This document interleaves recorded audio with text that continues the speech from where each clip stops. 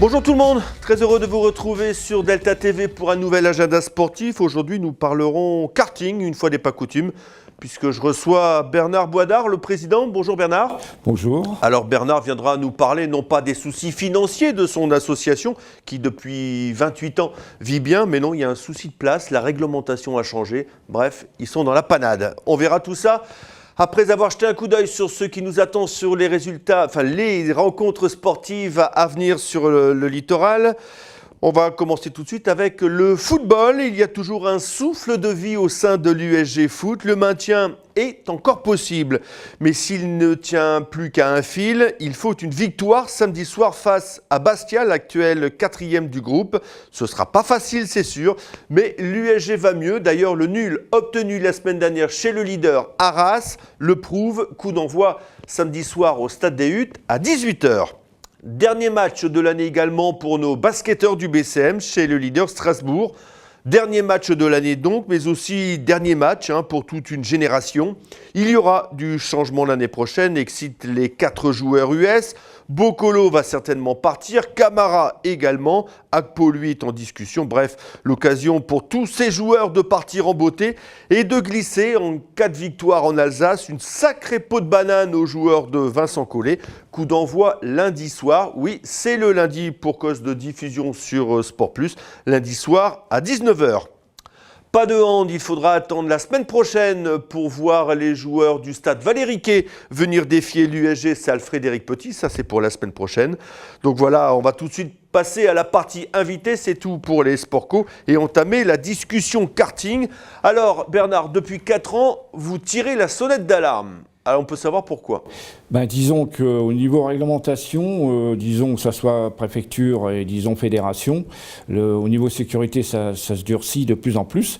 Là, ils ont sorti des nouvelles réglementations qui oblige certaines choses que je ne peux pas faire actuellement parce que le terrain ne m'appartient pas. Voilà, ce qui veut dire c'est que si on ne bouge pas, votre terrain n'est plus aux normes, donc qui dit hors normes, dit plus de karting à graveline, quoi. Exactement. Là, on a 3 ans pour, disons, trouver, disons, quelque chose d'autre. Si dans 3 ans, rien n'est fait, on pourra dire adieu au karting. Ça serait quand même dommage au bout de 28 ans d'en arriver là parce que c'est vrai, c'est pas d'aujourd'hui que je tire la sonnette d'alarme. À chaque assemblée générale, les élus qui sont là, je leur dis attention messieurs, on va avoir des gros problèmes d'homologation parce que comme la réglementation change. Parce que là actuellement, vous êtes sur le site à côté de la centrale nucléaire. Et qu'est-ce qui vous empêche justement de le mettre aux normes, ce site ? Disons, le terrain ne m'appartient pas. Moi, j'ai une convention avec EDF, parce que, étant un ancien agent EDF, j'avais une convention avec les anciens directeurs, qui courent toujours aujourd'hui. Donc ce terrain a été mis à disposition ? A été mise à disposition en 86 ou 87. Donc, à partir de ce moment-là, je faisais partie de l'arrêté 96. Bon, on avait certaines dispositions, on pouvait faire comme aujourd'hui, mais la réglementation a changé et aujourd'hui, on m'impose à faire des dégagements de 12 mètres. Et il y a la place pour faire ça sur le terrain, là ? Non, il n'y a pas de place, parce que s'il faut que je recule tout ça, je me retrouve sur la voie publique, donc c'est pas possible. Ah ouais. Et le circuit a été fait de façon à éviter les caniveaux et les bouches d'égout, parce qu'à cette époque-là, on avait ça, donc on a fait le tracé du circuit par rapport à ces inconvénients. Et aujourd'hui... Donc ce sont les normes de sécurité qui évoluent et qui rendent votre circuit hors normes ? Alors, la solution, c'est quoi, Bernard ? C'est de déménager ? Oui, c'est de déménager, de trouver un autre terrain. Il me faudrait à peu près 8 hectares. Donc là, aujourd'hui, je lance un appel au président de la CUD, au maire de Gravelines, aux gens de la direction du port autonome, si des fois, ils auraient 8 hectares à m'allouer pour pouvoir créer une piste, qu'on puisse continuer d'évoluer, quoi. D'accord. Et vous cherchez impérativement sur le secteur, alors que ce soit sur le port ou... Ça n'a pas d'importance. Une fois qu'on est, disons, assez éloigné, disons, des habitations, parce que là aussi, il y a une réglementation qui, au niveau nuisance et autres, donc on se confronterait à d'autres, disons, réglementations. Là, c'est vrai que là aussi, pour avoir l'autorisation préfectorale, on a eu des gros soucis parce que l'ARS, c'est l'organisation avait découvert comme quoi qu'il y avait des maisons à côté du circuit et qui n'étaient pas habitées, qui, disons, appartenaient à EDF. Mais l'affaire Manquier, elle n'est pas loin, là. Mais on a a mis presque 1 an pour pouvoir avoir, disons, le papier certifiant que les maisons ne sont pas habitées. Vous voyez tous les soucis que ça peut créer, quoi. Donc aujourd'hui... D'accord, l'idéal c'est dans une zone industrielle. Voilà, comme à peu près du côté au-dessus de Nord-Cacao, ou alors à côté du parc de là, il y a des terrains qui sont... Et il y a un terrain qu'on pourrait peut-être envisager, la maison qui a été murée, là, il y a un terrain, je ne sais pas à qui il appartient, mais... C'est ça, les terrains appartiennent à qui? Lorsqu'on parle, vous parlez de la...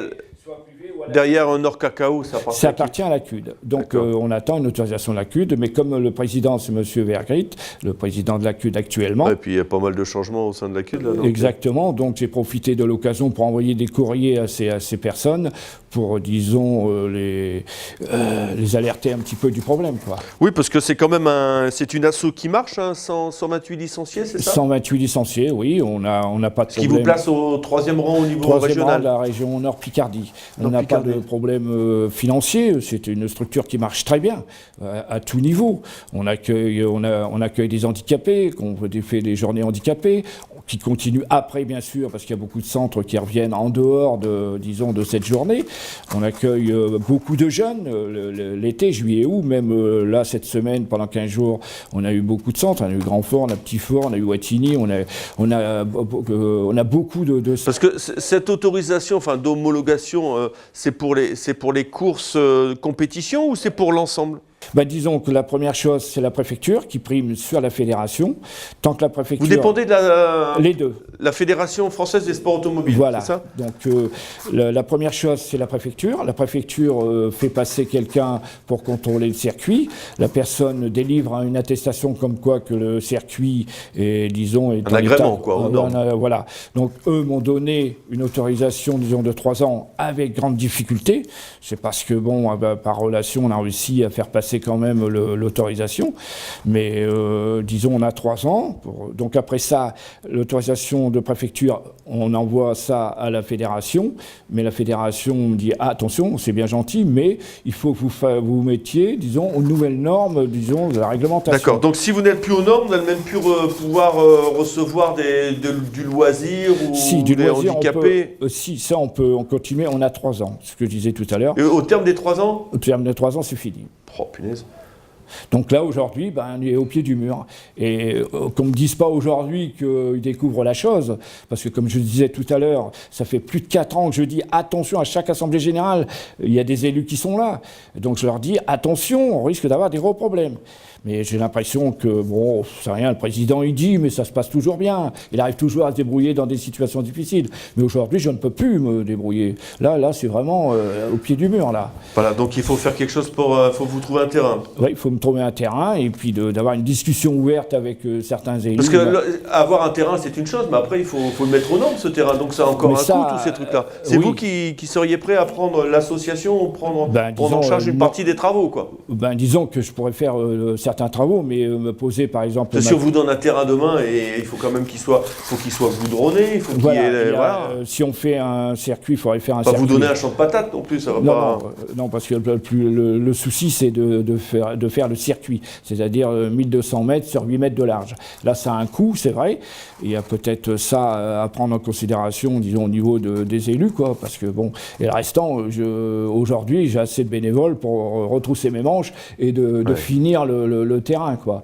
Le plus gros souci, c'est d'avoir d'abord le terrain et après de savoir la décision qu'ils prennent pour, disons, le faire, quoi. De faire le tracé.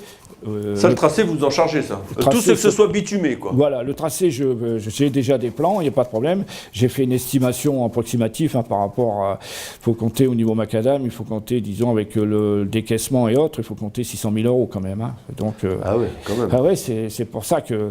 Mais, disons, on aurait entrepris ça bien avant, peut-être que, bon, la dépense aurait été peut-être moins importante quand même. Ah ouais, mais Bernard, il faut un terrain plus 600 000 €. Oui, voilà, mais malheureusement... on peut comprendre qu'il y en a certains qui tiltent quand même, là, non? Oui, mais attendez, là je vais dire quelque chose qui va peut-être pas plaire à certains, mais quand je vois l'investissement qu'on a fait au Parc de l'Art, le luxe qu'il y a... mais ça, c'est des priorités. Non, mais il faut, je veux dire, aujourd'hui, le gros problème, c'est qu'il n'y a pas... C'est pas équitable entre les associations. Certaines associations ont vraiment du luxe, et il y en a d'autres qui sont obligés de galérer. Je ne parle pas spécialement pour moi, j'en connais d'autres, qui sont obligés de galérer pour avoir quelque chose. Moi, je dis aujourd'hui qu'au niveau association, ça doit être équitable pour tout le monde. Si on fait quelque chose d'important pour quelqu'un, bien sûr, dans la mesure du possible, on doit faire quelque chose aussi pour les autres. C'est ça un peu qui un peu me met en colère aujourd'hui. Parce que, je vous donne un exemple, aujourd'hui, il y a un week-end, j'avais besoin d'un coffret électrique. Vous savez combien de temps j'ai attendu pour l'avoir? 2 ans.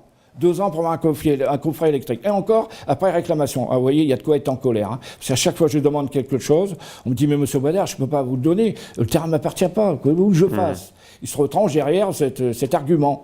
Et j'estime que quand même, aujourd'hui, il y en a marre. Il faut prendre les choses en main et de créer quelque chose. Voilà, il y en a marre, Bernard.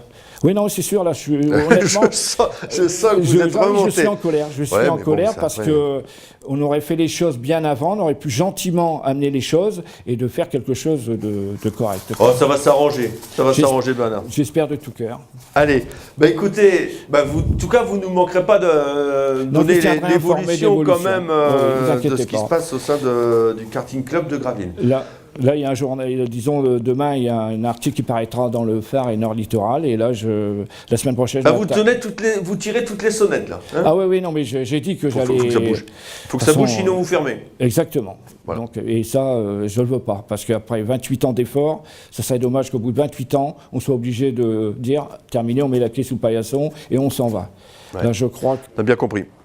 On a bien compris, Bernard. Voilà, vous bougez et j'espère que ça s'arrangera pour vous. Voilà, nous, on se retrouve écoutez, la semaine prochaine pour un nouvel agenda sport. Ça va commencer à s'écrémer tout doucement, puisqu'il ne va plus se passer grand-chose au niveau sport. Il y aura encore du football et du hand. D'ici là, vous aurez retrouvé Aurélien lundi pour un nouveau Delta Sport. Et Bernard, on croise les doigts pour vous, pour un nouveau terrain. J'espère de tout cœur. De toute façon, tout le monde est au courant, mais pour l'instant, je n'ai pas encore eu de retour. Mais bon, le courrier, vous venez de l'envoyer. Non, il y a la semaine dernière quand même. Il faut le temps que ça se mette en place. Donc il faut le temps qu'il récupère le courrier. Voilà, allez, laisser le temps. Allez, salut tout le monde et à la semaine prochaine. Au revoir. Merci.